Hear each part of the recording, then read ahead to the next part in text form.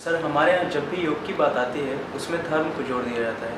उसी की वजह से कुछ मुस्लिम और क्रिश्चियन उस चीज़ को थोड़ा डिनाई करते हैं। तो ऐसा जोड़ना ज़रूरी है? इस पे आपका क्या कहना है?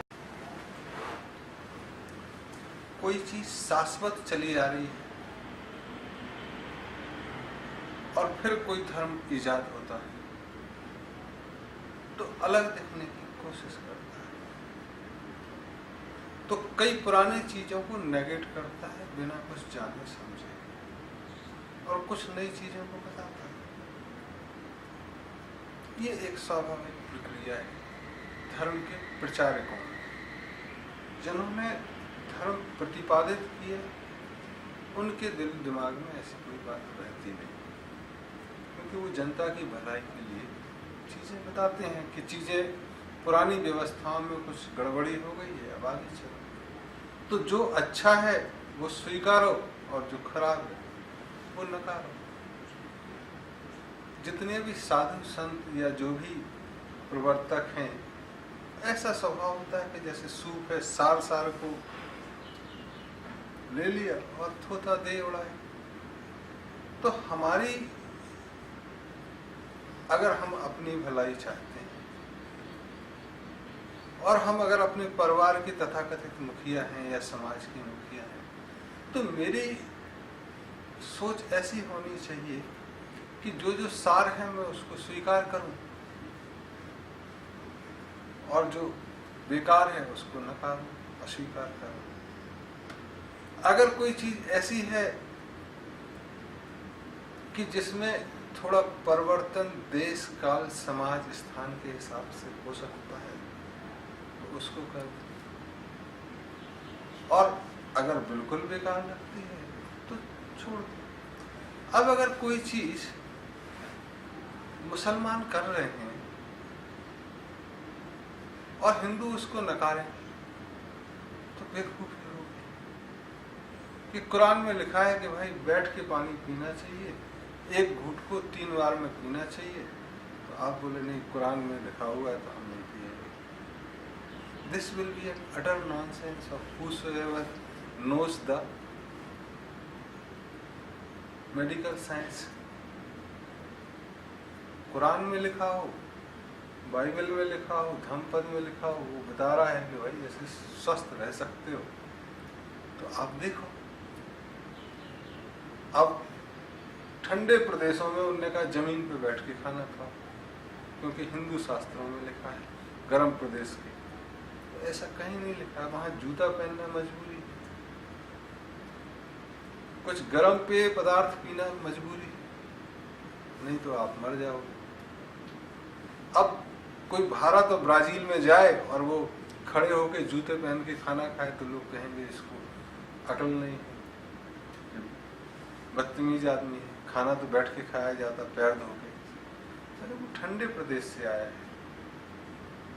तो चीजें स्थान समय काल के हिसाब से अलग अलग दिखती हैं। अगर हम मुखिया हैं और हम सोचते हैं कि हमारी भलाई हो तो हमको चीजों को जांचना परखना चाहिए, उसके बाद नेगेट करें। कोई चीज सीधे सीधे नेगेट करना बहुत आसान होता है। जैसे टीवी आया तो टीवी भाई पहले था ही नहीं, नया डेवलपमेंट है। अब नया डेवलपमेंट है, आप उसको कैसे लिखोगे? बोले गीता में नहीं लिखा, बाइबल में नहीं लिखा, कुरान में नहीं, हम तो टीवी नहीं देंगे। ये स्वीकार करना होगा कि चीजें आगे बढ़ रही हैं। धर्म ग्रंथ हमको सिर्फ मार्गदर्शन देते हैं। टीवी देखना है नहीं देखना है, हमारी आंखें जवाब दे गई हैं, टीवी क्यों देखना? शोर ज्यादा होता, टीवी क्यों देखना? बाथरूम में बात नहीं करनी है, धर्म ग्रंथों में लिखा है। क्यों? क्योंकि बाथरूम अगर बात करोगे तो पेट साफ नहीं होगा, पेट साफ नहीं होगा तो बहुत सारी बीमारी। अब उन्होंने कहा कि मोबाइल से भी बात नहीं करनी चाहिए बाथरूम, तो ये उसका एक्सटेंशन है, आप सोच समझ के। यही आप कहें कि भाई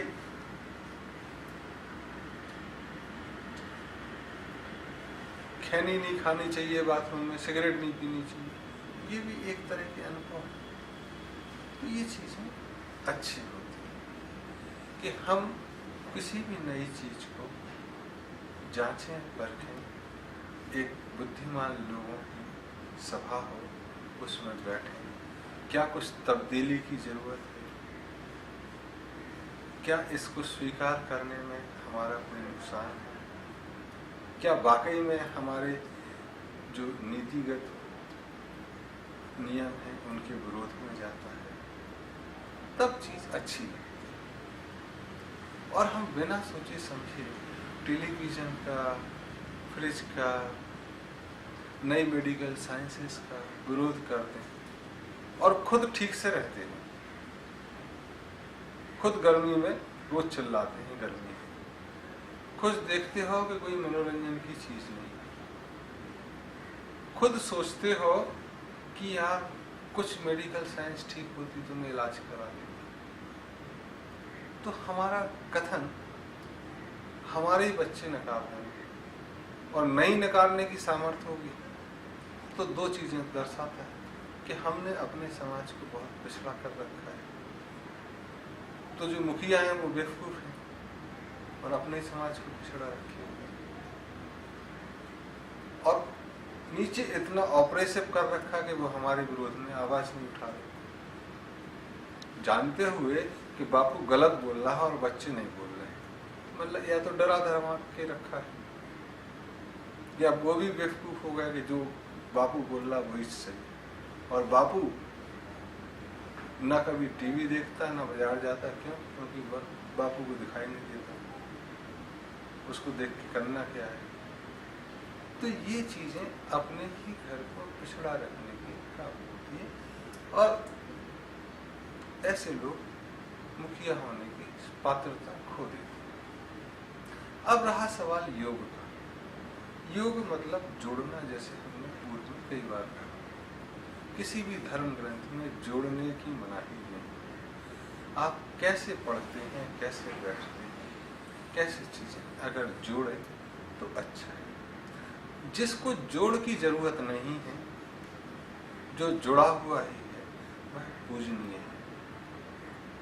तो ऐसे पूजनीय सर्व योगी दुनिया में बिरले ही हो सकते हैं कि वह अकेले खड़े हैं।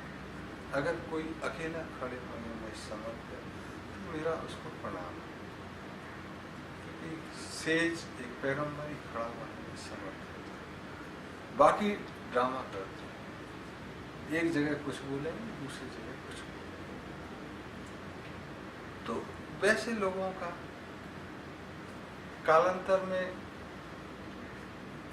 देखोगे तो ऐसे लोग समाप्त हुए, उनकी बातें नहीं सुनी। हाँ, उस समय वो झगड़ा फसाद करने के लिए चल रहे। दूसरा, हम अच्छे हैं, अगर मेरे पास कोई अच्छी चीज़ है और मैं तुमसे जबरदस्ती करूं तो तुमको उसके बारे में विरोध या विद्रोह की भावना आएगी। तो माहौल ऐसा होना चाहिए कि दूसरा अपने आप एक्सेप्ट करे, अपने हिसाब से मॉडिफाई करे। मैं प्रेशर क्यों दूं कि नहीं नहीं तुम्हारे लिए अच्छा है और तुम नहीं मानोगे तो हम डंडे मार के तुमसे मनवाएंगे। तो ये कंपैशन जो है, ये दया या सहानुभूति एक वैसा ही हो जाता है जैसे पूर्व में धर्मांतर में बहुत सारे देशों में कि नहीं नहीं राजा का धर्म अच्छा है और बाकी सबका धर्म डंडे से बदल। तो ये ऑपरेशन एनवायरनमेंट क्रिएट करता है और उसको इंडिकेट करता है और ये ठीक नहीं है। ये अच्छी चीज़ को भी खराब में तब्दील करता है। रहा सवाल की ध्वनियों का, तो हम पूर्व में ये बताएं कि सभी धर्मों में ऐसी ध्वनियाँ हैं जो आ, ओ, मा की ध्वनि को होता है, तो उससे पूरे शरीर में स्पंदन होता है, वाइब्रेट होता है। ऐसी ध्वनियाँ जो भी निकालो, आ, ओ, मा की आती है लगभग। अब उससे ओम बनाओ, आमीन बनाओ, ओंकार बनाओ, जो तुम्हारी मर्जी है वो बनाओ। वो योग निषिद्ध नहीं करती। वह कहती है कि नमस्कार करो, प्रणाम करो, झुकना एक अलग है। अगर कोई मुसलमान ये कहता है कि ला इलाहा इल्लल्लाह, उस एक के अलावा किसी के सामने सजदा करने की जरूरत नहीं है, तो नमस्कार और सजदा में अंतर है। और आपको अगर ठीक नहीं लगता है, आप समझें, तो सोलर पोजीशन है, पोस्चर। जैन फोंडा ने इस पर बहुत अच्छा योगा किया है, और पहला उसने जो सूर्य नमस्कार हिंदी में कहते हैं, तो उसको सोलर पोस्चर बोला है। तो आप वैसा कर लो। हाथ जोड़ना है तो वो एक चक्र होता है, इसमें इस तरह से हाथ जोड़ते हैं, शुरू करते हैं, आप वैसे कर सकते हैं। लेकिन सिर्फ इसलिए कोई चीज आप नकार दें कि नहीं नहीं वो मेरा दुश्मन है और वो इस्तेमाल करता है, तो कायदे से दुश्मन से भी सीखना चाहिए हमारी भलाई। और दुनिया में जितनी भी तरक्की हुई है, जागरूक समाज में दोस्तों से कम दुश्मनों से ज्यादा सीखा है। इसलिए जो आज दोस्त नजर आते हैं वो कई बार भविष्य में नकार दिए जाते हैं। जो आज दुश्मन नजर आते हैं उनसे ही लोग सीखते हैं, जागरूक होते हैं और वो करीब आते हैं। तो परमानेंसी कुछ होती नहीं। तो ये जो म्यूचुअल सामूहिकता की दौड़ दुनिया में दिखाई देती है, एसिमिलेशन की, ऊपर से तो ये दिखता है कि हम एक दूसरे को खत्म करने की फिराक में चल रहे हैं। तो जितने भी प्रयोग चल रहे हैं दुनिया में, चाहे वो एक धर्म के लोगों पे शक करना, दूसरे धर्म के एम्बेसीज को उड़ाना, फोर्सफुल कन्वर्जन, या ऐसे इलाके में जाना जहाँ धर्म नहीं है, भुखमरी है, ये सब एक एसिमिलेशन के प्रोसेस हैं।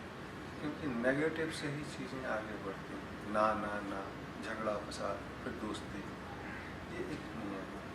तो हम इसको प्राकृतिक मानते हैं, तो लोग विरोध कर रहे हैं तो मानेंगे, क्योंकि जो माने हुए हैं वो कौन सा योग कर रहे हैं। अगर ऐसा होता तो हिंदू समाज या सनातन जो कहती है उसमें सब योग कर रहे होते और सब स्वस्थ होते। अनफॉर्चुनेट पार्ट है कि वही नहीं कर रहे। उन्हीं के लिए ज्यादा दुकानें चला रहे हैं लोग जो योगा दिखा रहे हैं। तो योग अगर दुकान पे बिकने लगे तो वो धर्म से बाहर। धर्म तो फ्री में मिलने वाली चीज है। धर्म का जो व्यापार है वो तो फिर धर्म रहा है। तो इस विरोध का और इस सपोर्ट का मुझे कोई लॉजिक नजर नहीं आता, सिवाय इसके कि मेरा ज्ञान मेरे धर्म के बारे में कम है, मेरे समाज की सहानुभूति के बारे में मेरा ज्ञान कम, और दूसरे का ज्ञान तो है ही। अगर मैं एक धर्म ग्रंथ की बुराई करता हूँ तो ये दो बातें उजागर करती हैं कि उसके बारे में मेरी जानकारी कितनी है, अगर गलत है और मुझे अपने भी धर्म का नहीं पता है। तो अगर एक हिंदू बाइबल की, कुरान की, धर्मपद की बुराई करता है और अगर उसने ये तीनों ग्रंथ अच्छी तरह से जीवन में उतारे हैं, तब तो उसकी बात का वजन है। और अगर जैसे ही पढ़ लिए हैं क्रिटिक करने के लिए तो अभी थोड़ा वजन है, लेकिन ना पढ़ा, ना गुना, ना अनुभव किया, ऐसे लोगों की बातों को क्या बोले और ऐसे लोगों को क्या बोले, ये हमको बोलने की जरूरत नहीं। तो जो स्वयंभू नेता बनने की कोशिश करते हैं किसी भी समाज की, बुराई करने के पहले सामने वाले को भी समझे, तब उनकी बात में दम लगेगा।